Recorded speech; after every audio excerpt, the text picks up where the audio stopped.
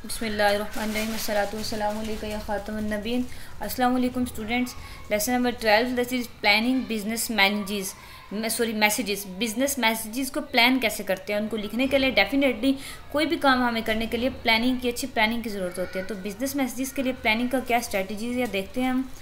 Basic पहले outlines देखें। Basic tasks is in the message composing process कि message compose करने का मतलब है मैसेज को लिखना, मैसेज को बनाना, क्रिएट करना। मैसेज को कंपोज करने का जो प्रोसेस है, यानी कि मैसेज बनाने का, मैसेज लिखने का, उसके बेसिक्स टास्क क्या हैं, बुनियादी काम है जो मैसेज कंपोज करने के लिए आपको करने हैं। Guidelines for planning business message. Business message को प्लान करने के लिए आपके कोई चीज़ें, आपकी गाइडलाइंस, रहनुमाई, इंस्ट्रक्शन आपको प्रोवाइड की जाएंगी इस आउटलाइन में। General and specific purpose of business message. आम और ख़ास मकसद। हर चीज़ का एक स्पेसिफिक पर्पस होता है और एक जनरल टास्क होता है, ठीक है। बिजनेस मैसेज का जनरल स्पेसिफिक पर्पस आपको प्रोवाइड किया जाएगा यहाँ। Testing and purpose of message. Message को टेस्ट करना कि आपके मैसेज में कितनी ज़्यादा वैलिडिटी है, कितना ज़्यादा वैलिड मैसेज है आपका, उसकी टेस्टिंग होगी। और दूसरा पर्पस ऑफ मैसेज, मैसेज का पर्पस किस हद तक फुलफिल हो रहा है आपकी प्लानिंग से। Developing an audience profile. Audience की प्रोफाइल को डेवलप करना, यानी कि आपके जो ऑडियंस हैं, जितने भी लोग आपके मैसेज वो मैसेज जो आप कंपोज करें, एक बिजनेस मैसेज जो लोग देख रहे हैं, उनकी प्रोफाइल को आप कैसे डेवलप करेंगे। Analysing the need of audience. Audience की नीड को, यानी कि ऑडियंस को क्या चीज़ चाहिए आपके मैसेज में, किस चीज़ की उन्हें ज़रूरत है, वो आप उनकी नीड्स को एनालाइज करेंगे खुद। एंड लास्ट वन है सेलेक्टिंग द अप्रोप्रिएट मीडियम और चैनल। अप्रोप्रिएट मीडियम आप चैनल मीन्स आप एडवर्टाइजमेंट उसकी न्यूज़पेपर में देंगे, आप फैक्स करेंगे, उसको ईमेल करेंगे, या किस तरीके से आप अपने मैसेज को दूसरों तक कम्युनिकेट करेंगे। पहली हेडिंग देखते हैं हम, composing of business message. The composition process helps you gain control over your message. ये एक ऐसा प्रोसेस है जो आपकी मदद करता है gain control over your message, कि आप अपने मैसेज पे कंट्रोल, काबू पा सकें। आपका ये जो कंपोजिशन का प्रोसेस है बेटा, इसके ज़रिए आप अपने मैसेज को कंट्रोल कर सकते हैं। अब आपको जो चीज़ कंट्रोल करनी है, तो आपको पता हो कि वो किस तरह इफेक्टिव बनाना है, आपने उसको आप किस तरह करेंगे तो वो ऑडियंस को टीज करेगी, किस तरह करेंगे तो वो ऑडियंस के लिए प्लेजेंट होगी, ठीक है। And it is flexible not a fix perception of sequence steps. ये फ्लेक्सिबल का मतलब होता है लचकदार है, यानी कि कुछ तो हार्ड एंड फास्ट रूल होते हैं ना, वो कह रहा है बिजनेस मैसेज को कंपोज करने के लिए आपके पास फिक्स्ड और हार्ड एंड फास्ट रूल नहीं है, रादर उसकी जगह क्या है, फ्लेक्सिबल स्टेप्स हैं आपके पास, प्रेस्क्रिप्शंस हैं आपके पास, सीक्वेंस है स्टेप्स का, वो सीक्वेंस ये हम नीचे देखते हैं। The composition process can be viewed as 10 separate stages then fall into 3 simple categories. 10 उसके स्टेजेस हैं कंपोजिशन प्रोसेस की, ठीक है। फिर उसको 3 कैटेगरीज में डिवाइड किया गया। 3 कैटेगरीज देखें पहले, प्लानिंग, कंपोजिंग, रिवाइजिंग। सबसे पहले आप बिजनेस मैसेज को प्लान कर रहे हैं, मतलब माइंड में आप कह रहे हैं हाँ ऐसे में लिखूँ, ये लिखूँ, इस लाइन में ये हो तो ये ऑडियंस ये सोचेंगे, ऐसे ऐसे करके, ठीक है। देन आप उसको कंपोज कर रहे हैं, यानी कि क्रिएट कर रहे हैं, बना रहे हैं, लिख रहे हैं मैसेज को। एंड थर्ड में आप रिवाइज कर रहे हैं उसको, जिसको हम प्रूफ रीडिंग भी कहते होते थे, ठीक है। अच्छा, प्लानिंग की आगे फर्दर कैटेगरीज देखें। Define purpose, analyse audience. इसमें आपने क्या करना है, पहले तो पर्पस को डिफाइन करना है, आपका बिजनेस मैसेज लिखने का जो पर्पस है उसको डिफाइन करना है। दूसरे नंबर पे आपने ऑडियंस को एनालाइज करना है, यानी कि उनका तज्जिया करना है, आपके ऑडियंस कौन है और वो आपसे क्या चाहते हैं। थर्ड पे establish main idea and select channel. Main idea बेटा आपको पता है, आप हर जगह पे उसको एस्टेब्लिश करते होते हैं, हर चीज़ में हम मेन आइडिया का ख्याल रखते हैं। और फिर चैनल एंड मीडियम, किस मीडियम के थ्रू, किस चैनल के through, via which channel you have to send your message और communicate your message to your audience. Second, composing के फर्दर स्टेप्स हैं organise the message and formulate the message. Organise का मतलब होता है उसको इकट्ठा करना, मतलब आपने प्लान किए हुए 4, 5, 6 बातें, उसको आपने एक लाइन में कैसे ऑर्गेनाइज करना है, यानी कि तरतीब से किस तरह आपने लिखना है उसको, अपने मैसेज को, वो आप करेंगे कंपोजिंग में। और दूसरा फॉर्मुलेट द मैसेज, यानी कि मैसेज को बनाएंगे, कंप्लीट उसको लिख लेंगे, तरतीब के साथ मुनज़्ज़म तरीके से अपने मैसेज को आप टाइप कर लेंगे, लिख लेंगे, व्हाटएवर जो भी आपने करना है, ओके। और सी स्टेप रिवाइजिंग में आप एडिट द मैसेज, मेन कोई उसमें गलती हो गई है उसको आप रिमूव करके एडिट करेंगे, अगर कोई आपने चीज़ और आपको याद आई बाद में ऐड करनी है तो वो कर सकते हैं। और री राइट द मैसेज, यानी कि आपसे कोई ऐसी चीज़ जो आप ऐड करना चाहते थे आप नहीं कर सके, तो आप उसको रीराइट कर लें, यानी कि दोबारा से करके लिख लें मैसेज को। कोई चीज़ें आगे वाले मैसेज की जो आपने लिखा है और कोई चीज़ें बाद में जो आपको आइडिया आया वो आप उसको रीराइट कर लें, ठीक है। Produce the message. प्रोड्यूस का मतलब वैसे होता है बेसिकली आप प्रोटेक्ट कर रहे हैं, किसी चीज़ को पैदा कर रहे हैं, यानी कि इस प्रोड्यूस से ये मतलब है कि आपकी क्रिएटिविटी, आप उस मैसेज को फाइनलाइज कर रहे हैं कि ये मैसेज है, आपने उसको फॉर्मुलेट किया, ऑर्गेनाइज किया, ऑडियंस को एनालाइज किया, आपने प्लान किया, सब कुछ किया, तो प्रोड्यूस में आप फाइनल अपना दे देंगे कि ये मैसेज मैंने ये करना है, ठीक है।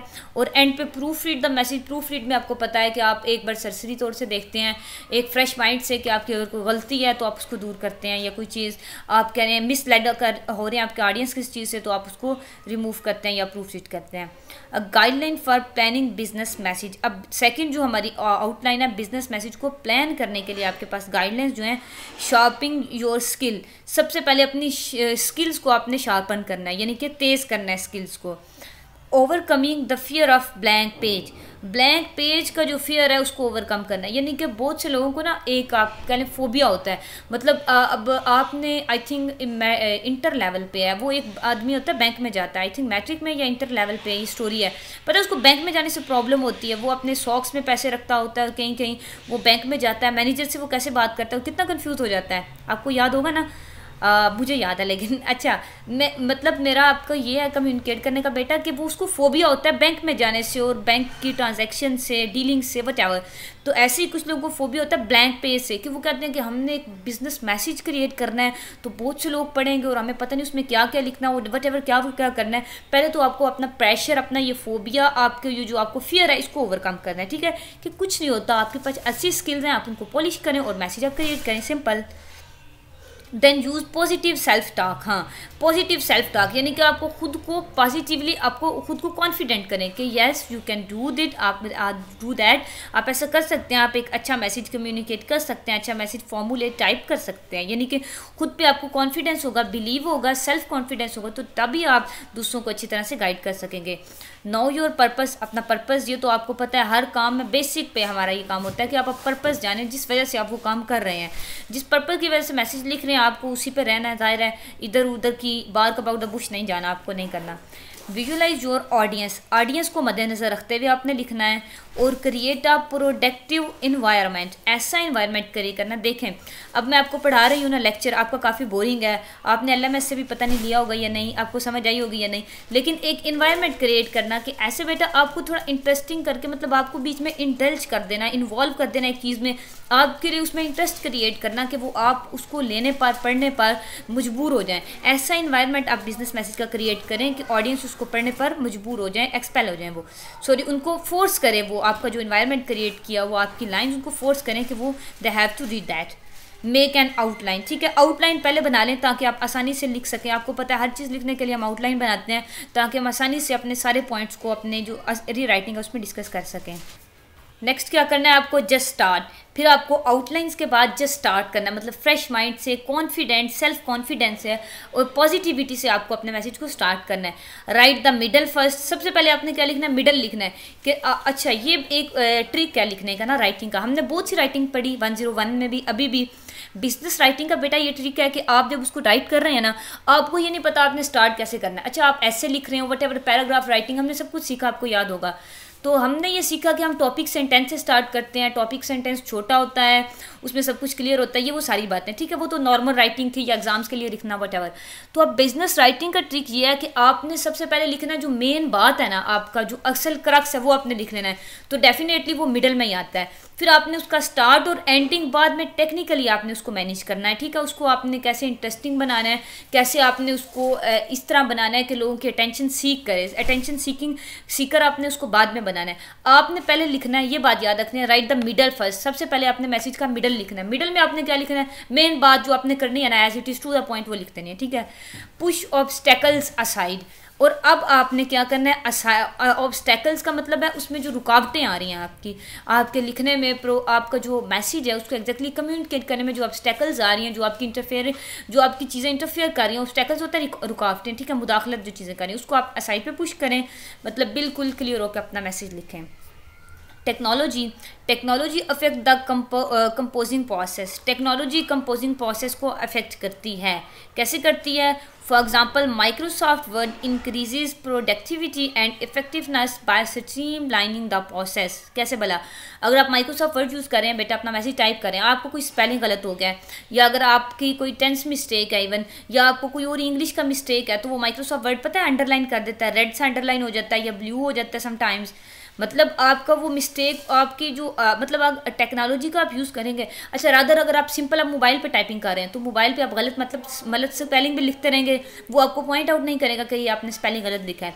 अब टेक्नोलॉजी इन्हांस यानी कि MS वर्ड यूज़ करें तो वो आपको बताएगा ये स्पेलिंग आपने गलत लिखा है। और इससे आगे की टेक्नोलॉजी में आपको बताऊँ बेटा, आपने ग्रामरली एक ऐप है, अगर आप वो ऑन कर लें अपने माइक्रोसॉफ्ट वर्ड के साथ, आप उसको कनेक्ट कर लें तो वो आपकी ग्रामेटिकल मिस्टेक भी आपको नोट डाउन कराएगा कि ये आपने यहाँ मिस्टेक की है। ठीक है, तो अब आपको समझ आई कि टेक्नोलॉजी कैसे कंपोजिंग प्रोसेस को अफेक्ट करती है, उसको बेहतर करती है, उस पर असरअंदाज होती है।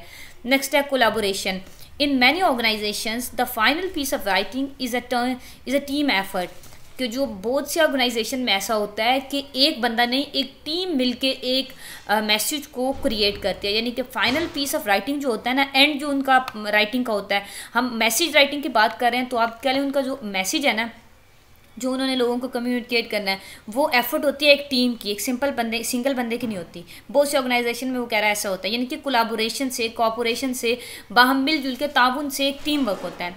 With more than one writer working on a document. वही बात कि एक से ज़्यादा राइटर यानी कि एक से ज़्यादा लिखारी एक डॉक्यूमेंट पे काम कर रहा होता है, ये कोलैबोरेशन है उनकी। ठीक है, कि वो मिलजुल के टीम वर्क करते हैं।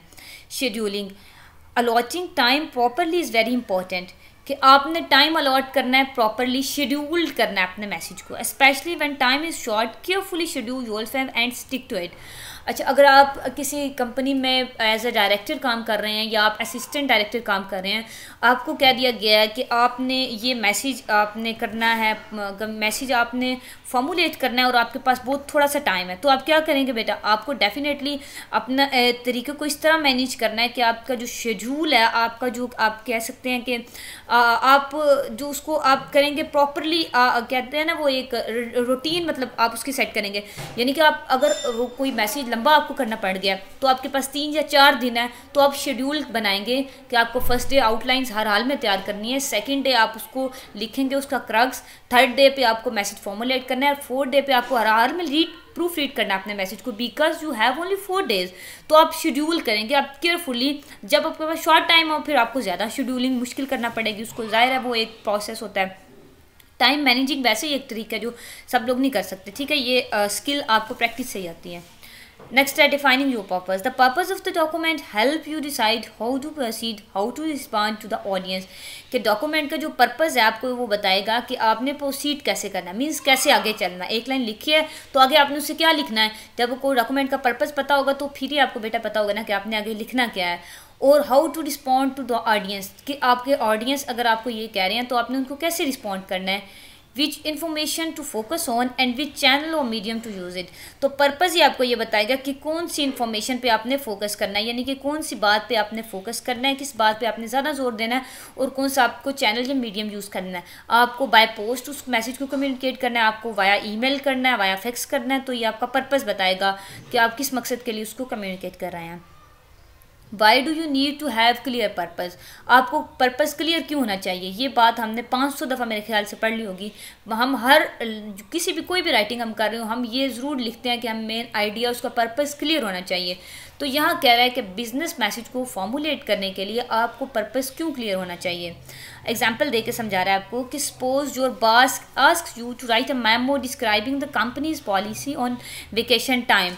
कि फॉर एग्ज़ाम्पल आप ये फ़र्ज़ करें कि आपके बॉस ने आपको कहा है कि आप एक मेमो बनाएं। मेमो आपको पता है एक डॉक्यूमेंट, आप इसको सिंपली ये ले लें कि एक डॉक्यूमेंट बनाएं। क्या डॉक्यूमेंट कर रहा हो, डिस्क्राइब कर रहा हो कंपनी की पॉलिसी वेकेशन टाइम में, यानी कि छुट्टियों में आपकी वेकेशन टाइम में कंपनी की क्या पॉलिसी होगी। इस बात के लिए आपने एक मेमो, एक डॉक्यूमेंट क्रिएट करना है। This is a fairly broad topic, definitely ये एक बड़ा सा टॉपिक है ना, यानी कि वेकेशन में क्या क्या करना है आपकी कंपनी ने, आपके ऑर्गेनाइजेशन ने।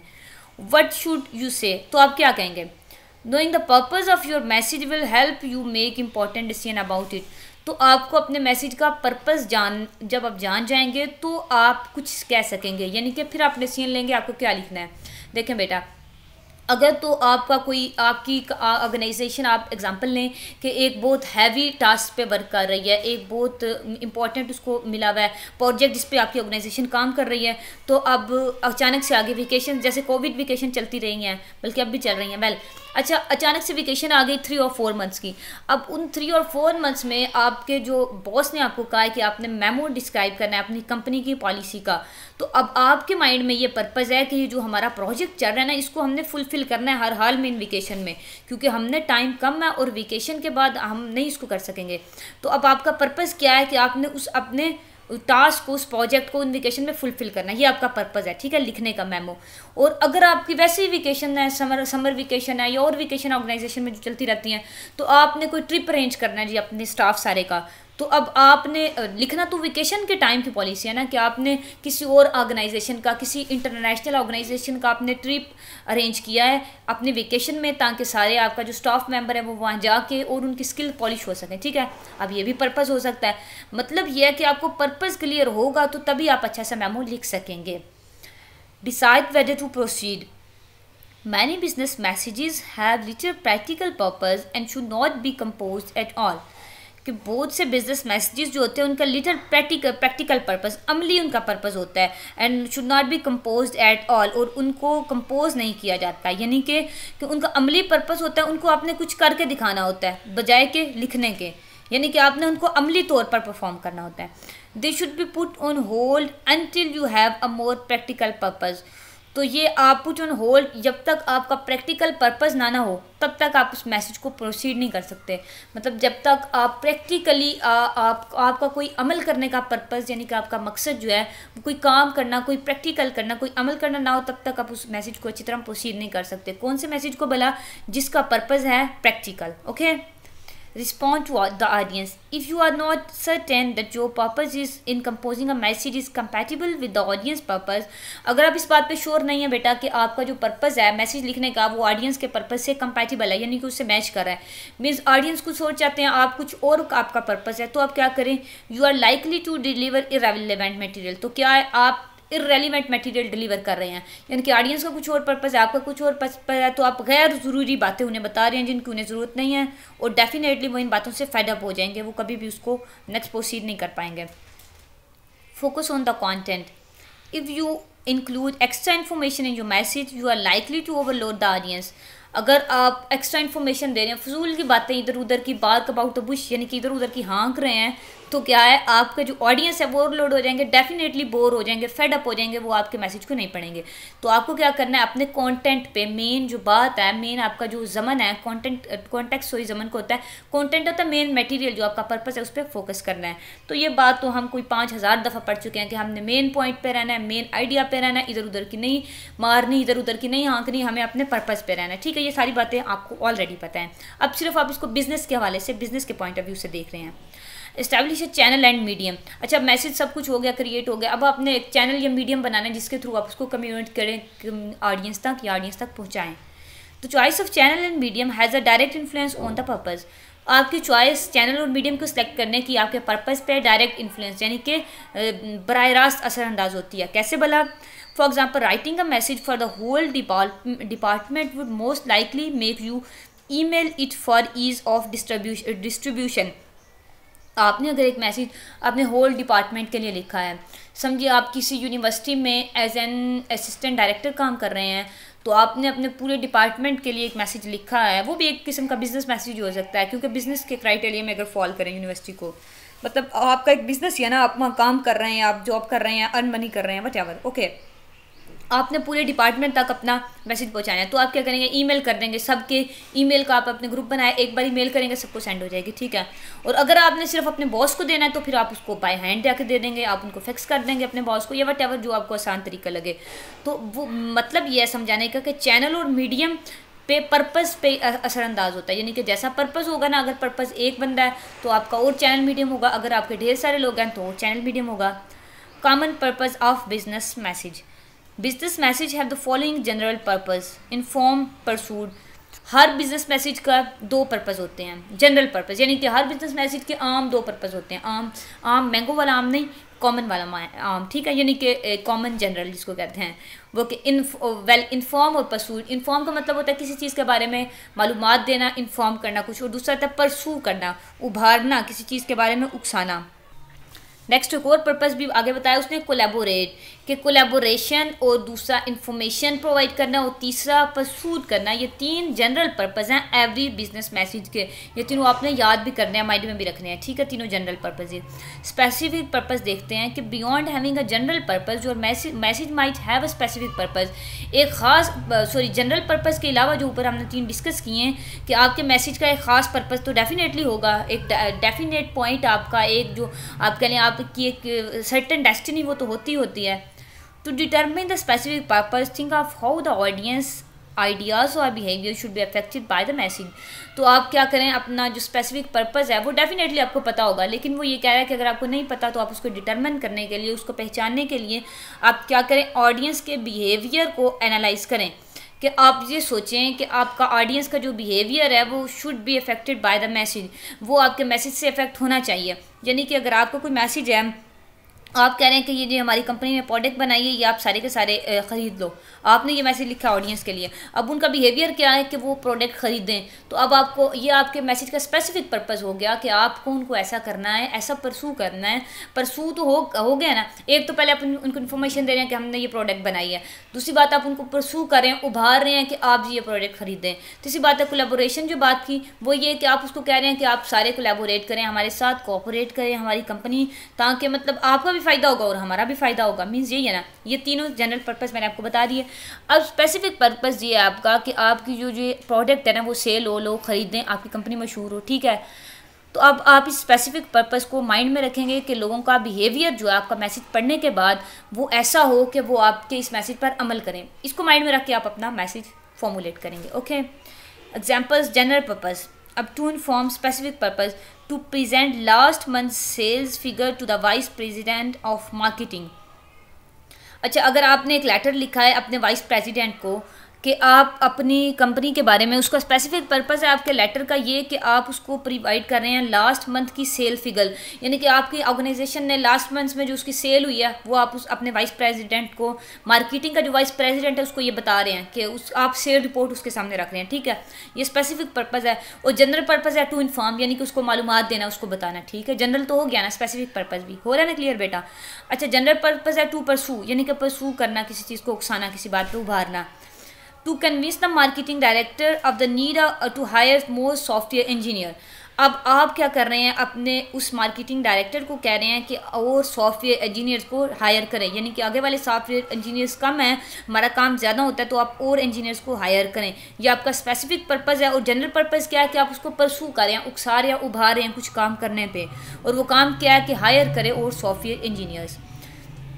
नेक्स्ट है जो कोलैबोरेट का जनरल पर्पज़ होता है, इसमें स्पेसिफिक पर्पज़ ये होता है कि to help the personal department develop a training programme for new members of a software team, कि आप पर्सनल डिपार्टमेंट को ये कह रहे हैं उनकी हेल्प करें कि एक आपका जो न्यू मेंबर्स है ना, आपकी सॉफ्टवेयर टीम के नए मेंबर हायर हुए आपकी कंपनी में, उनको ट्रेनिंग, उनके लिए एक ट्रेनिंग प्रोग्राम रखा जाए, यानी कि कोलैबोरेशन हो सके, ताकि ट्रेनिंग प्रोग्राम में एक दूसरे से पुराने मेंबर, नए मेंबर एक दूसरे से इंटरेक्ट करें, कोलैबोरेट करें, मिलजुल के काम करें, उन सबकी स्किल पॉलिश हो, ठीक है बेटा। That for this video.